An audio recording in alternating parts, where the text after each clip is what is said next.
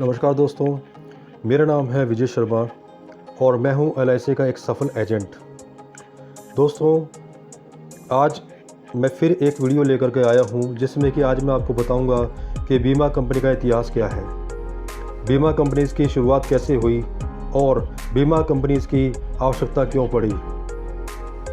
दोस्तों, इस वीडियो में आज हम जानेंगे डिटेल में कि जो बीमा कंपनियां हैं वो किस तरह से काम कर रही हैं और उनका उद्देश्य क्या है और वो बीमा कंपनियां सफल किस तरह से हुई हैं, किस तरह से बीमा कंपनियों ने एक अच्छा साम्राज्य स्थापित किया है और जो बीमा कंपनीज़ के जो पॉलिसी होल्डर्स हैं उनको किस किस तरह के बेनिफिट्स बीमा कंपनियों से मिले हैं और पॉलिसी होल्डर्स जो हैं वो पॉलिसी लेने के बाद किस तरह से उनकी ज़िंदगी में एक बदलाव आया है और किस तरह से उनकी ज़िंदगी, उनके परिवारों में की जो ज़िंदगियाँ हैं वो बदली हैं।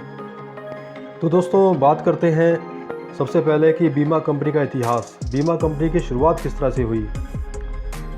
दोस्तों, भारत में पहले ब्रिटिश साम्राज्य था, यानी कि ब्रिटिश सरकार थी और बहुत से व्यापारी ब्रिटेन से यहाँ पे आया करते थे भारत में और अपने डिफरेंट टाइप्स के जो बिज़नेस होते थे वो किया करते थे। जो भी उस वक्त बिज़नेस उपलब्ध होते थे या जो भी इनके आइडियाज़ होते थे वो बिज़नेस यहाँ पे किया करते थे। बहुत सारे व्यापारी ब्रिटेन से आते थे। मेन जो मुख्य जो बिज़नेस था वो ये था कि भारत से कच्चा माल जो होता था वो ब्रिटेन ले जाया जाता था और वहाँ से तैयार माल वापस भारत में, क्योंकि भारत एक बहुत बड़ा बाज़ार था, मंडी थी, तो मार्केट थी, तो तैयार माल यहाँ पे बेचा जाता था। तो इस तरह से जो है व्यापार किया जाता था। भारत की बहुत सारी चीज़ें फेमस हुआ करती थी, मसाले, गोल्ड, रेशम और भी बहुत सारी चीज़ें थी जो फेमस होती थी, जिनके की यूरोप में बहुत ज़्यादा डिमांड थी। तो वो सारी चीज़ें समुद्री रास्ते से जाया करती थी और समुद्री रास्ते से ही वापस आया करती थी। तो इस तरह का से बिज़नेस हुआ करता था पहले।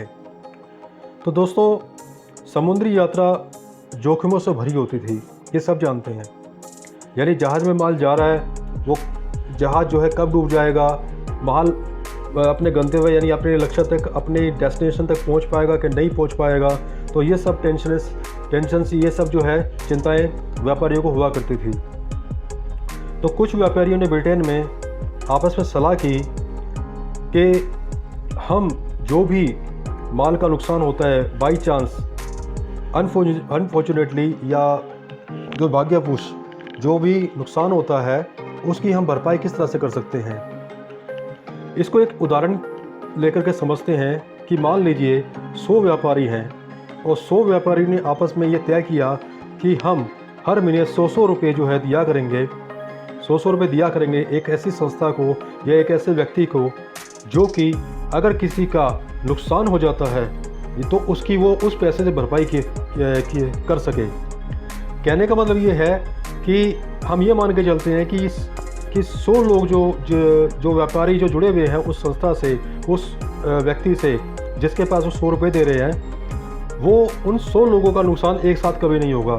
तो ये मान के चलते हैं। तो इंश्योरेंस का जो बेस होता है वो भी यही होता है कि 100 लोगों का नुकसान एक साथ कभी नहीं होगा। यानी नुकसान अगर होगा तो 1 या 2 या 3 का होगा, इससे ज़्यादा का नुकसान एक साथ नहीं होगा। तो जो बीमा कंपनी है या जिस व्यक्ति को एज ए बीमा नियुक्त किया हुआ है, वो व्यक्ति क्या करेगा, उन बाकी 3 लोगों को जिनका कि नुकसान हुआ है, उनको जिन्होंने उनका प्रीमियम दिया था, वो उसकी आर्थिक सहायता कर दिया करेगा। तो ये इसका एक बेसिक कंसेप्ट था। और दोस्तों, मज़े की बात यह है कि ये जो कंसेप्ट था, ये जो बेस था, ये जो आधार था, ये कारगर साबित हुआ और उसी आधार के चलते आज इतनी सारी बीमा कंपनियां पूरे वर्ल्ड में काम कर रही हैं, जिनमें से एक है भारतीय जीवन बीमा निगम, जो कि भारत की, एशिया की बहुत बड़ी बीमा कंपनी है। जैसे कि आप सब जानते ही हैं कि LIC जो है, life insurance corporation of India, हर भारतीय के घर में, दिल में बसी हुई है और सभी को LIC पर बहुत ट्रस्ट है, बहुत विश्वास है। चलिए आगे बात करते हैं कि भारत में बीमा कंपनियों की शुरुआत किस तरह से हुई। सन 1912 से पहले भारत में बीमा का जो व्यवसाय था उसको रेगुलर करने के लिए कोई कानून नहीं बना था। तो बीमा कंपनी को जो रेगुलर करने के लिए, यानी कि उस बीमा कंपनी के लिए रूल्स एंड रेगुलेशन बनाने वाली जो रेगुलर अथॉरिटी थी, वो 1912 के बाद स्थापित हुई। जिसको उस वक्त कहा करते थे बीमा कंपनी अधिनियम या और भविष्य निधि अधिनियम, इस तरह से कानून पास किए गए। जीवन बीमा कंपनी अधिनियम 1912 ने यह आवश्यक बना दिया कि कंपनियों की प्रीमियम दर, सारणी और आवधिक मूल्यांकन प्रमाणित किए जाने चाहिए, क्योंकि अगर रेगुलेटरी अथॉरिटी नहीं होगी, रूल्स एंड रेगुलेशन नहीं होंगे, तो फिर होगा क्या? सब लोग अपनी मनमानी करेंगे, कोई प्रीमियम देगा या नहीं देगा, कोई ज़्यादा देगा कोई कम देगा। फिर बीमा कंपनी क्या करेगी? ये पॉलिसी होल्डर को पैसा वापस करेगी कि नहीं करेगी? तो इस तरह के कानून बनाए जाने जरूरी थे। भारत में भी समुद्री एवं और भी जो दूसरे तरह के बीमा का जो कंसेप्ट है वो मूल रूप से इंग्लैंड से आया है। भारत में जीवन बीमा का शुभारंभ 1818 में कलकत्ता में ओरिएंटल लाइफ इंश्योरेंस कंपनी की स्थापना के साथ हुआ।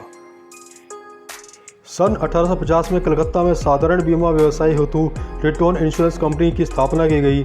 1871 में Bombay mutual life insurance society नामक भारतीय संस्था की स्थापना की गई, जो सामान्य प्रीमियम दरों पर भारतीयों का बीमा करने लगी। 1907 में Indian mercantile insurance company Mumbai में स्थापित की गई, जिसने सर्वप्रथम फायर इंश्योरेंस का बीमा करना स्टार्ट किया। फिर इस क्षेत्र में कई भारतीय व विदेशी संस्थानों ने भी कार्य करना आरंभ कर दिया।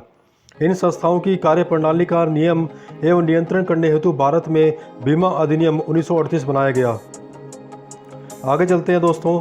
सन 1956 में इंडियन री इंश्योरेंस कॉर्पोरेशन लिमिटेड की स्थापना की गई, जिसने देश की बड़ी बीमा कंपनियों का बहुत बड़ी सीमा तक पुनर्बीमा करना प्रारंभ कर दिया। 1956 में जीवन बीमा का व्यवसाय भी राष्ट्रीयकरण कर दिया गया। वह इसका जो व्यवसाय था उसका संचालन करने हेतु भारतीय जीवन बीमा निगम यानी LIC की स्थापना की गई। सन 1971 में भारत के साधारण बीमा व्यवसाय का राष्ट्रीयकरण कर दिया गया।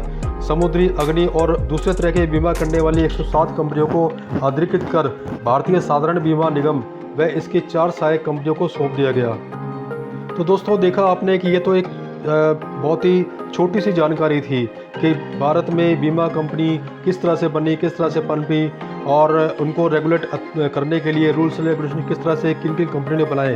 तो 1956 में फाइनली एक LIC की स्थापना हुई, जो कि आज एक बहुत बड़ी संस्था बन चुकी है।